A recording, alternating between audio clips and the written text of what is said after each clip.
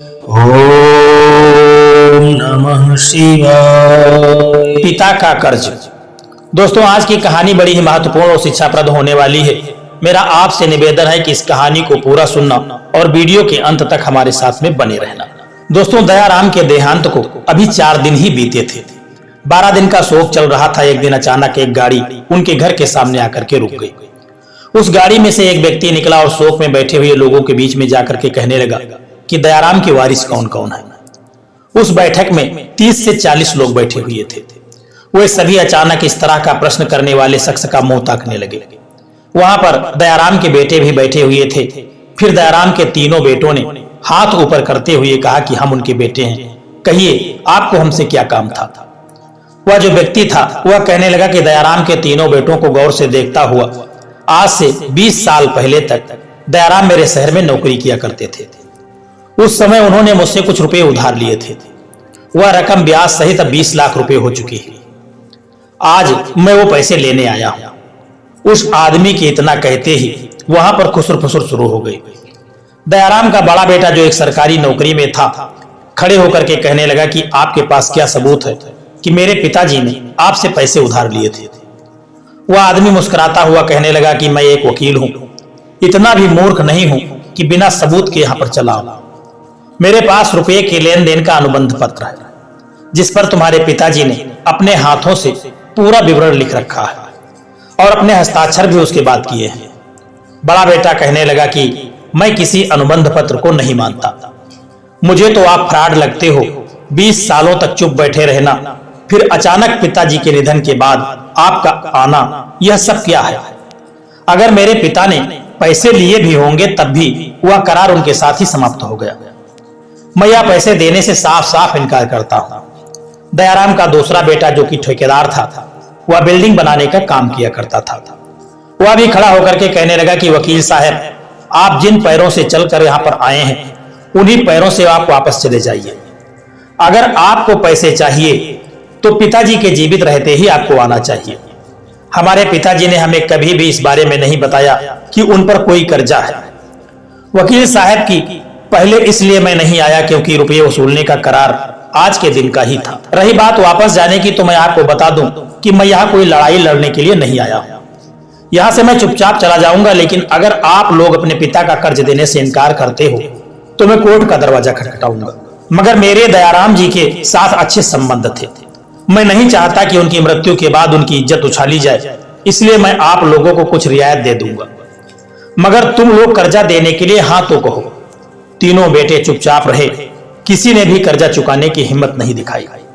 वकील फिर से कहने लगा कि यहाँ पर तुम्हारे समाज में जो लोग बैठे हैं, रिश्तेदार भी बैठे हैं, क्या तुम लोगों को अपने पिता की इज्जत जरा भी प्यारी नहीं है। अचानक दयाराम का जो सबसे छोटा बेटा था दिनेश, वह खड़ा होकर के कहने लगा कि आप सबूत दिखाइए, मैं पिताजी का कर्जा चुकाने के लिए तैयार हूं। उसके इतना मुंह से निकलते ही जो उसकी पत्नी जो उसके पास में ही खड़ी थी अन्य औरतों से बात कर रही थी, दरवाजे पर खड़ी होकर के वह उसकी बातें पूरी तरह से सुन रही थी और समझ रही थी। वह जल्दी से बाहर आई और फिर अपने पति का हाथ पकड़ करके अंदर ले गई और कहने लगी कि आप क्या कह रहे हो, इतनी बड़ी रकम कहां से चुका दोगे। हमारे पास तो 20,000 भी नहीं है। आपके भाई पूरी तरह से इतने धनवान और संपन्न होकर के भी चुपचाप बैठे हैं। फिर आप क्यों अपने ऊपर अपने पिताजी का कर्जा चुकाने का इतना बड़ा बोझ ले रहे हो। दिनेश के पास बस थोड़ी सी जमीन ही थी और वह छोटा मोटा काम करके अपने घर का गुजारा किसी तरह से कर लिया करता था। उसी में जो पति पत्नी थे वह किसी तरह से अपनी जिंदगी का गुजारा कर रहे थे। दिनेश के जो दोनों बड़ी भाई थे वह अच्छे और सुखी संपन्न थे और ऐसो आराम से अपनी जिंदगी जी रहे थे। एक भाई की सरकारी नौकरी थी और दूसरे भाई का अच्छा खासा कारोबार था। पिताजी ने अपने जीते जी दोनों को खड़ा कर दिया था और छोटे भाई दिनेश की जिम्मेदारी दोनों बड़े भाइयों को सौंप दी थी। क्योंकि पिताजी की तबीयत खराब रहने लगी थी, लेकिन दोनों भाइयों ने कभी भी अपनी जिम्मेदारी नहीं समझी और अपनी अपनी जिंदगी में मस्त हो गए। ना तो कभी दिनेश ने कोई कारोबार किया और ना ही उन लोगों ने उन्हें कराया और न किसी प्रकार की अपने छोटे भाई की आर्थिक मदद की। दिनेश ने भी अपने भाइयों से कभी कोई शिकायत नहीं की। ऊपर वाले ने उसे जिस हाल में रखा था वह उसी हाल में मेहनत करके अपनी जिंदगी को व्यतीत कर रहा था। बस उसके पिताजी ने जमीन तीनों भाइयों के नाम कर रखी थी। जिसमें उसकी थोड़ी मदद हो जाती थी, और बस वह जमीन का टुकड़ा ही दिनेश का एकमात्र सहारा था। लेकिन अब वह जमीन भी उसके नसीब में नहीं बची थी कि आज वह भी जाने वाली थी। दिनेश ने अपनी पत्नी से कहा कि मैं अपनी जमीन बेच दूंगा, मगर पिताजी के नाम का खराब नहीं होने दूंगा। दिनेश की पत्नी आंखों में आंसू भर करके कहने लगी कि आपकी इसी आदत के कारण हम लोग गरीब हैं। भगवान के लिए उस जमीन को मत बेचिए। अगर जमीन बिक गई तो हम लोग भूखों मर जाएंगे। उसी के सहारे तो हमारे दिन कट रहे हैं। वह पत्नी के कंधों पर हाथ रखते हुए कहने लगा, तुमने हर सुख दुख में मेरा साथ दिया है। आज पिताजी की इज्जत का सवाल है। क्या तुम यह चाहोगे कि जीवन भर पूरे गांव के सामने मैं सिर झुकाकर चलूं? तुम हमेशा मुझे सच्चा मर्द कहते आई हो, फिर आज तुम्हें क्या हो गया है? क्यों मुझे नामर्द बनाने पर तुली हो? इतना सुनते ही अचानक पत्नी के तेवर बदल गए। वह गर्व के साथ कहने लगी कि माफ कर दो जी, आप जाओ, पहले परिवार की इज्जत बचाओ। रही बात पेट भरने की, तो उसके लिए मुझे आपके बाजुओं पर पूरा भरोसा है। आप हमें भूखे पेट नहीं सोने देंगे। फिर दिनेश डबल जोश में वापस बैठक में जाकर के पहुंच गया। लोग अब भी धीमी आवाज में खुसुर फुसुर कर रहे थे। वकील साहब ने मुस्कुराते हुए कहा कि अब भी पिताजी का कर्ज चुकाने के लिए तैयार हो या पत्नी ने तुम्हारा पेच कस दिया है? दिनेश ने मुस्कुराते हुए कहा कि वह एक मर्द की पत्नी है। वकील साहब, आप सबूत दिखाइए, मैं कर्ज चुकाने के लिए तैयार हूं। हाँ, मेरे पास पैसे नहीं हैं, मगर मैं आपको अपने हिस्से की जमीन दे दूंगा, मगर पिताजी पर जो कर्ज है वह नहीं रहने दूंगा। वकील ने एक बार फिर दिनेश के बड़े भाइयों की तरफ देखा, फिर कहा कि क्या तुम लोग अपने छोटे भाई का साथ नहीं दोगे? दोनों भाई निर्जन की तरह सिर झुकाकर बैठे रहे और किसी ने कोई तरह का जवाब नहीं दिया। वकील कहने लगा कि आज से 20 साल पहले मैंने और दयाराम जी ने मिलकर के कुछ शेयर खरीदे थे। उस समय उनकी कीमत 20,000 रुपए थी। शेयर खरीदते समय यह तय हुआ था कि दोनों में से किसी एक की मृत्यु होते ही शेयर बेच दिए जाएंगे, और जो रकम मृतक के हिस्से में आएगी वह जीवित हिस्सेदार उसकी योग्य संतान तक पहुंचाएगा। जीवित हिस्सेदार के पास उस समय हालातों को देखते हुए यह पूरा अधिकार होगा कि वह हिस्से की रकम सभी बेटों में बराबर बांटे या किसी एक को दे दे। यह उसकी मर्जी पर निर्भर करेगा।